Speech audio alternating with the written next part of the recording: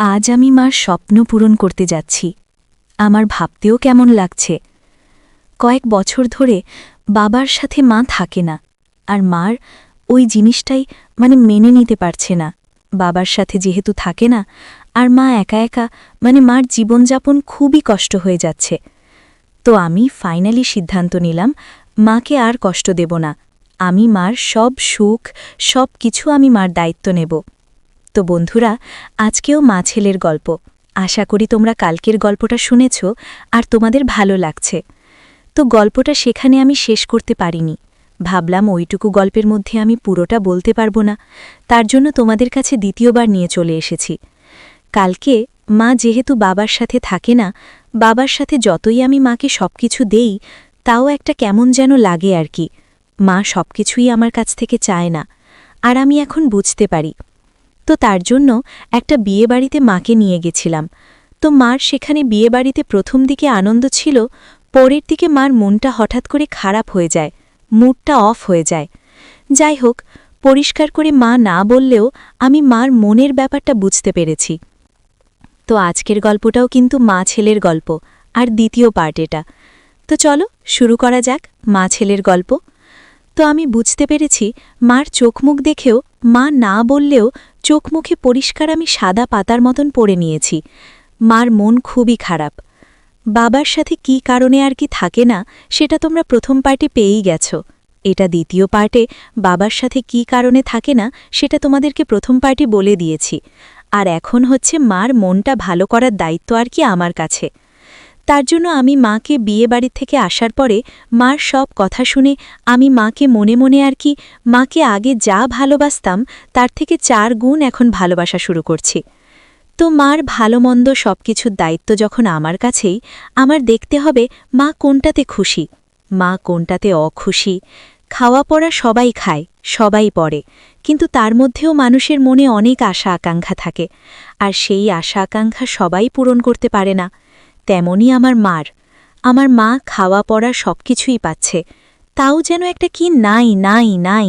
কি পাচ্ছে না সেটা আমাকে মুখ ফুটে বলতে পারছে না, কারণ আমি তার ছেলে। আমাকে সবটা কি করে বলবে, এই লজ্জায় হয়তো বলতে পারছে না। যাই হোক, মাকে আমি সবসময় বুঝিয়ে বলেছি, মা তুমি আমাকে ছেলের মতন ভাববে না, তুমি আমার সাথে বন্ধুর মতন মিশবে।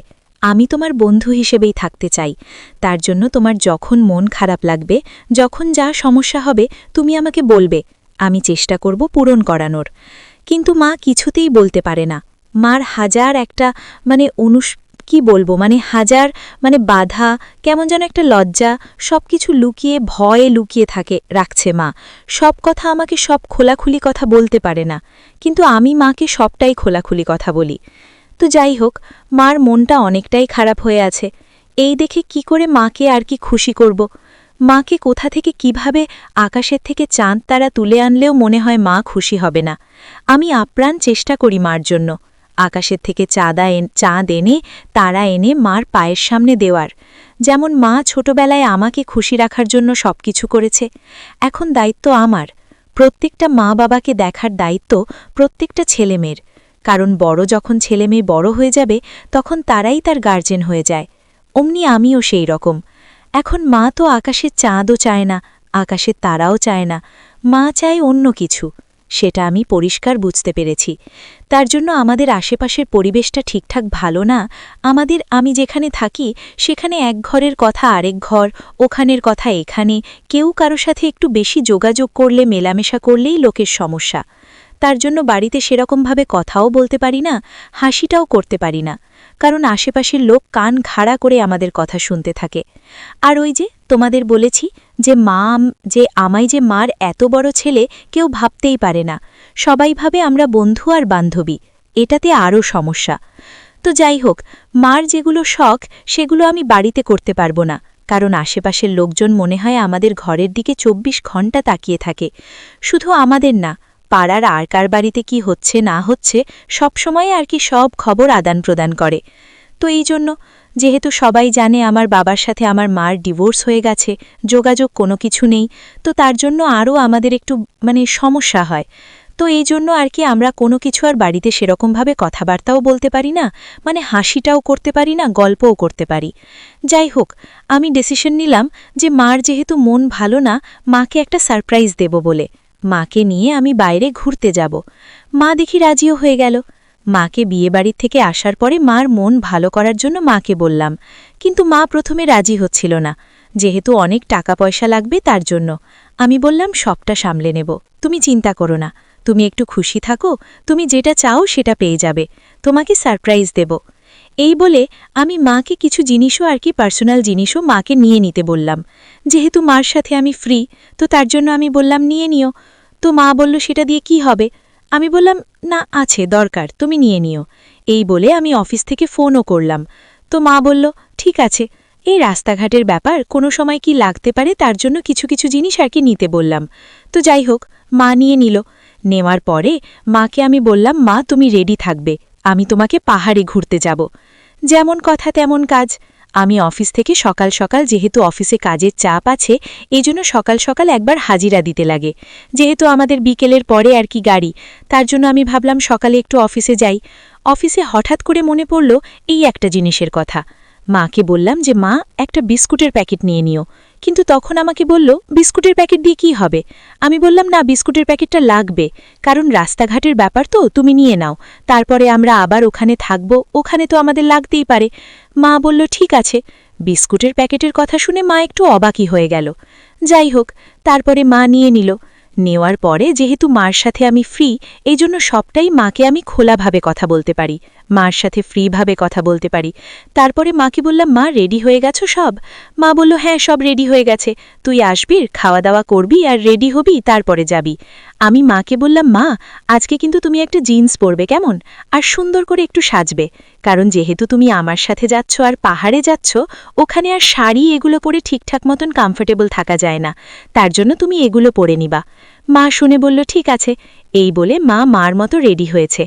আমি মাকে মনে মনেই ভাবছি, মার এত কষ্ট দেখে আমার সহ্য করতে পারছি না, মাকে আমি একটা বড় সারপ্রাইজ দেব, যেটা মা কল্পনাও করতে পারে না। তো যাই হোক, আমরা বেরিয়ে পড়লাম, নিজেদের গাড়ি নিয়েই গেলাম ভাড়া করে। বিকেল বিকেল হয়ে গেল। গাড়িটার মধ্যে আমি আর মা আর আমাদের লাগেজ নিয়ে আমরা রওনা দিলাম পাহাড়ের উদ্দেশ্যে। তারপরে রাস্তাঘাটে একটু দাঁড়িয়ে চা ঠা খেয়ে করতে করতে হঠাৎ পৌঁছে গেলাম যে আমাদের যেই জায়গায় পৌঁছে যাওয়ার আর কি গন্তব্য, আমাদের স্থান, সেখানে পৌঁছে গেলাম। পৌঁছে গিয়ে সেদিন রাত হয়ে গেল। সেদিন আর আমাদের কোনো ঘোরাঘুরির ব্যাপার হলো না, কারণ পৌঁছতে পৌঁছতে রাত হয়ে গেল, তখন আর কি ঘুরব। তারপরে আমি একটা রুম নিলাম। একটা রুম নেওয়ার পরে মাকে বললাম, মা একটা রুম নেওয়া হয়েছে, তুমি যাও, আমি ফ্রেশ হচ্ছি, আমি এদিকের একটু কাজ সেরে আর কি তারপরে যাচ্ছি। মা বলল কোথায় যাবি? আরে এদিকে একটু কাজ আছে, এখানে একটু কাজ সেরে যাচ্ছি। এই বলে মা রুমের চাবি দিলাম, যেহেতু দুটো চাবি, একটা চাবি মাকে দিয়ে দিলাম আর একটা চাবি আমার কাছে রাখলাম। রাখার পরে মা ঘরে গেল। ঘরে গিয়ে মা বাথরুমে ঢুকলো ফ্রেশ হওয়ার জন্য। কিছুক্ষণ পর বাথরুম থেকে এসে দেখে বিছনের মধ্যে কে একজন শুয়ে আছে। মা ভাবছে আর কে, মা জানে তার ছেলে শুয়ে আছে। অমনি মাথার চুল খুলে মানে গামছা দিয়ে মুছতে মুছতে মা খাটের সামনে এসে বলল, হ্যাঁ রে বাবা, তুই ফ্রেশ হবি না? কখন ফ্রেশ হবি? তারপরে খাওয়া দাওয়ার অর্ডার করতে হবে তো, নে তুই ফ্রেশ হয়ে নে, তারপরে কি খাবি সেটা অর্ডার করে নে, রাত্রি অনেক হয়েছে আর অনেক পরিশ্রমও হয়েছে, তারপরে আজকে তাড়াতাড়ি ঘুমলে কালকে সকাল সকাল উঠতে হবে তো, কালকে পুরো পাহাড়টা দেখতে হবে, আর সেই সূর্য ওঠা যদি নাই দেখতে পারি তাহলে কিসের পাহাড়। এই বলে মা নিজের মতো নিজে মাথার চুল মুছতে থাকে আর কথা বলতে থাকে। দেখে পাশেরটাকে কেউ কোনো উচ্চবাচ্য করে না, মা সমানেই বকবক করেই যাচ্ছে, কিন্তু কোনো উত্তরই পাচ্ছে না। তারপরে মা নিজের পরনের শাড়ি যেগুলো ছিল সেগুলো একটা সুন্দর শাড়ি পরে সবকিছু সেজে গুজে মা ছেলের সামনে গিয়ে দাঁড়িয়ে বলল, দেখ তো বাবা আমাকে কেমন লাগছে। ওই বলে দেখে ছেলে কোনো উত্তর দেয় না। ওই বলে দেখে যে মা দেখে যে ছেলে কেন উত্তর দিচ্ছে না। মা একটু বিরক্ত হয়ে গেল। তারপরে মা কি করল, কম্বলটাকে হুট করে সরিয়ে দিল। সরিয়ে দেওয়া মাত্রই যা দৃশ্য দেখল, এ দৃশ্য দেখে মা অবাক হয়ে গেল। মা চিৎকার করে উঠল। তেমনি আশেপাশের মনে হয় যেন সব লোক ছুটে আসে, এরকম এরকম চিৎকার করে উঠল। কিন্তু যেহেতু হোটেলের দরজা বন্ধ, রুমের দরজা বন্ধ, কেউ আওয়াজ শুনতে পারেনি। অমনি মা কি কারণে চিৎকার করে উঠল? মা চোখের সামনে যা দেখল, দেখে মা অঝরে কাঁদতে লাগল। তারপরে মা কি করবে? তখন যে দৃশ্যটা দেখল সেই দৃশ্যটা আর কি দেখল, ছেলে তাকে এমনই সারপ্রাইজ দিল, সেই সারপ্রাইজে মা একদম হতবম্ব হয়ে গেল।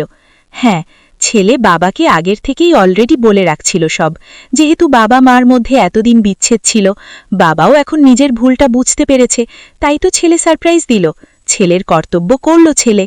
আর কষ্ট সহ্য করতে পারছিল না, মায়ের কষ্ট চোখের সামনে দেখতে পারছিল না, তাই মাকে বাবাকে একসাথে মিলিয়ে দেওয়ার দায়িত্ব ছেলে পালন করল।